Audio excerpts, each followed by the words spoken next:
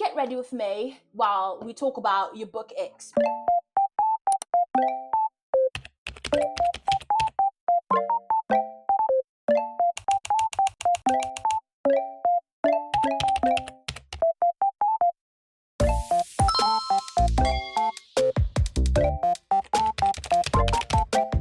What's up, YouTube? Let's discuss your book Icks. The first one is love triangle. I agree with this one. Mainly because love triangles, for me, it's kind of stupid. It's either one of them win, the girl or the guy, or none of them win.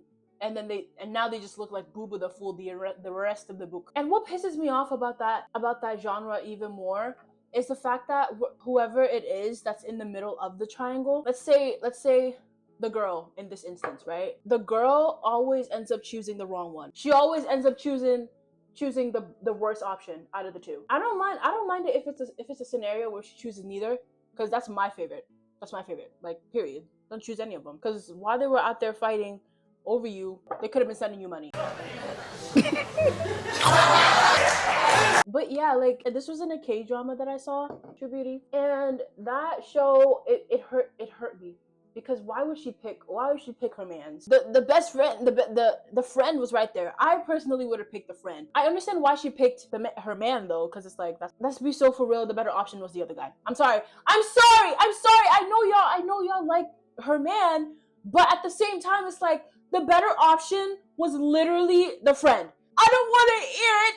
Me don't want to hear it. Me don't care. Me don't care about that. Me don't care. The better option was the friend. I'm sorry. And it's like, after you've watched it and you see them choose the wrong choice, you're like, okay, so then why did I waste my time here? You had that man right in front of your eyes like this. I'm so irritated with love triangles. I'm so irritated. It's either one of them win and the other one loses, or all three of them lose, or the main character wins and then you lose because you were rooting for the other person. What is this mess? Next caller. Now, I had 3 of my lovely friends that said miscommunication. I hate the miscommunication trope. Lack of communication.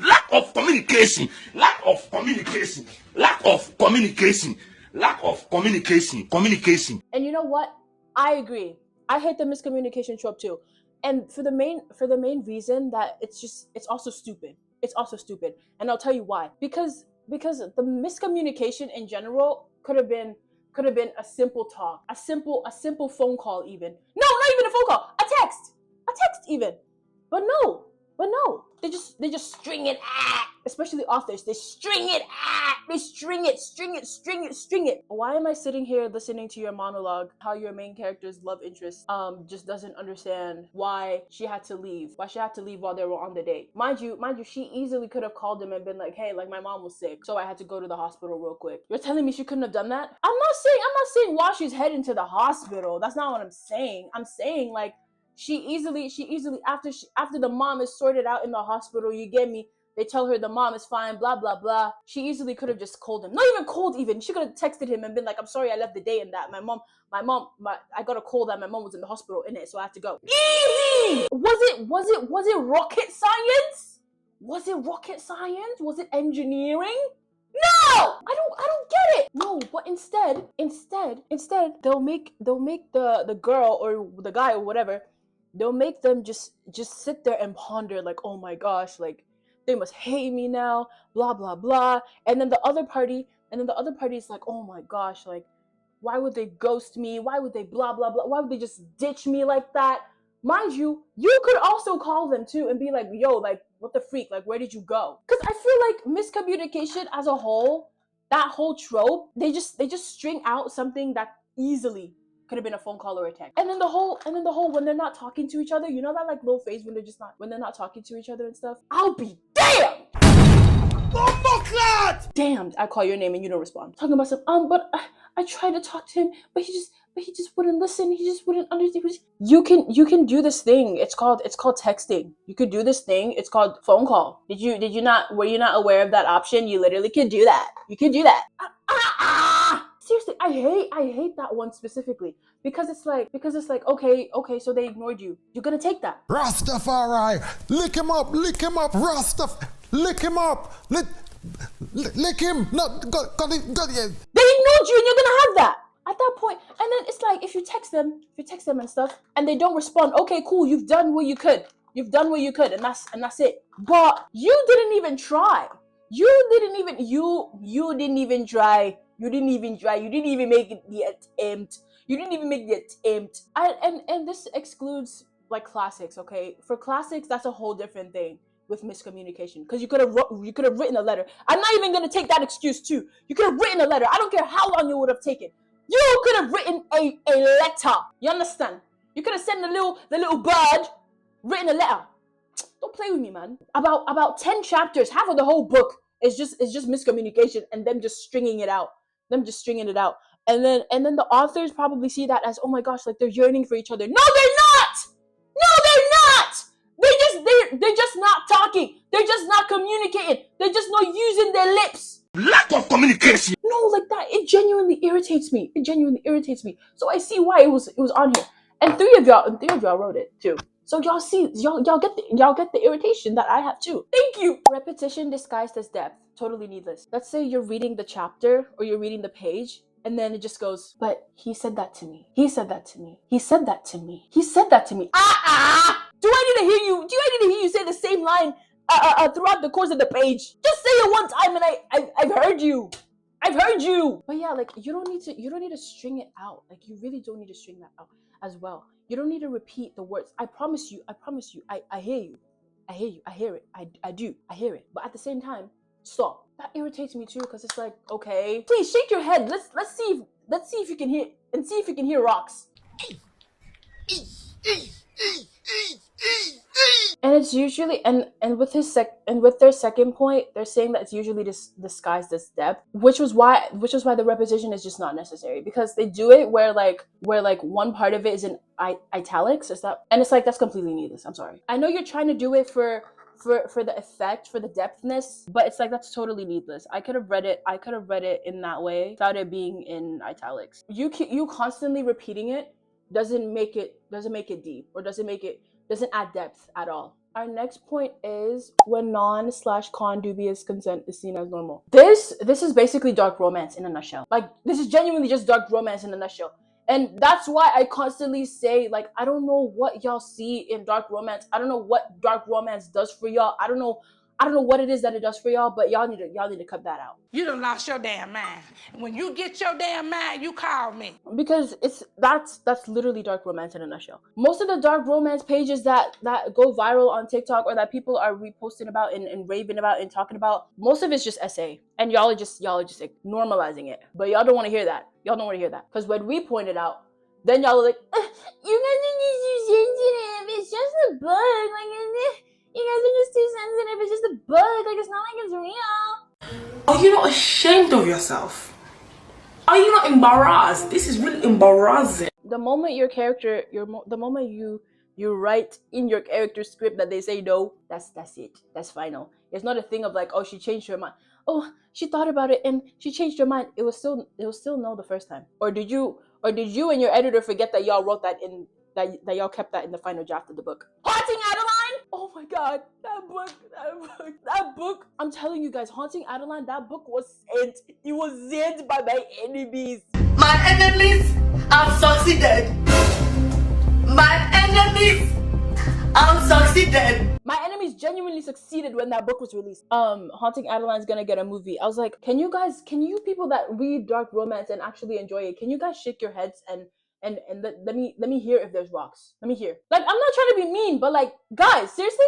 And then it's that same argument of like, oh, but it's not real though, so why does it matter? And then if people use that as an example, then what? And then I'm asking. And then our second to last point, when the author's writing is not good, like the writing style is bad, but the story is good. I don't think I've ever had this like dilemma, but I feel like if I did, I would just overlook it, because it's like, story's good.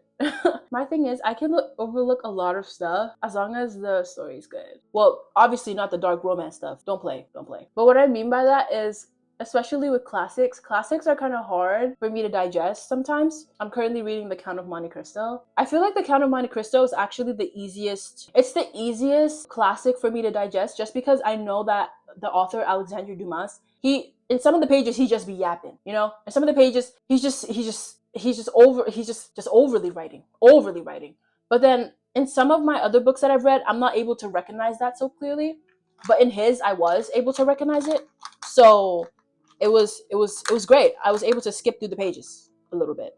And that's what I skimmed through some of the pages because it's like now we're just writing to write. But I don't mind it though. It's a really good classic. And if you want to get out of your reading slump as well, because it's literally the book that's getting me out of my reading slump. And also Why Sargasso Sea by John Rise is also a really good one. To put it simply, I feel like this is something you could overlook. As long as the story is good, you kind of want to stick around to see how it would end, you know? So regardless of how bad the story is, I think you should just stick around and just see it through. Unless it's Colleen Hoover, then it's like, I don't know what you're still doing reading that book. Yeah, I said it. And the last one, if the author doesn't know how to properly space a page and has the vocabulary of a high school kid. Ooh, that's so specific. Wait, but I hear it though. Because I feel like spacing and stuff and like how big the text is and the font, that's very important when you're reading a book. Because depending on the book, it's either like abnormally large or kind of small. Because for The Count of Monte Cristo, ooh, big book. The pages, at least in my opinion, are like this. They're kind of small, right? So, and it kind of takes me a minute, but compared to The Alchemist by Paulo Coelho, this is much bigger. I don't know if y'all can see the difference, but it's much bigger. So I see why that would be a problem, like the spacing and stuff. Because I actually can't read The Count of Monte Cristo at night for this reason. Because the text is really small, in my opinion. And for the vocabulary part, I guess it depends on like what you read. Like, do you just read classics? Because it's like if you just read classics, because sometimes I switch books when I'm like tired of. Sometimes I get tired of reading The Count of Monte Cristo. I really do. Not because I'm bored of it or anything, but it's just like I want to read something else. You know, some days I don't want to read The Count of Monte Cristo. Some days I just want to read something else. When I pick up another book that isn't a classic, I'm like, what the freak is this vocabulary? Please. So it kind of like the stark difference kind of also could play a role. So it depends on what you read, I guess. But then again, also the cover. I know people say don't judge a book by its cover, but you kind of have to. Because there's some books that are quite literally meant for high school kids. You know what I mean? Even if the cover may not look that way, some of them are genuinely just meant for high school kids, which is why the vocabulary is kind of like a high schooler kid. Because that's their audience. But if it's an adult book and they're still writing like that, but all of the book icks that I got for this video, totally valid. I see it, I hear it, I do. But yeah, thank you guys so much for watching. Thank you so much for sending in your submissions as well. I really appreciate it. And make sure you like, comment, and subscribe. And turn on your notifications so you know when I post. I'll see you next Thursday. Hopefully next Thursday will be my room tour. Yes, next Thursday is going to be my room tour video. So stay tuned for that. And yeah, don't know. I look really nice though. Yeah, this was fun. We should do more sit down videos like this. This was fun. I really enjoyed this. I really enjoyed crashing out because that's just who I am. I'm a crash out. I'm proud to be a crash out as well. But yeah, stay hydrated, keep your body tea. I'll see you next Thursday.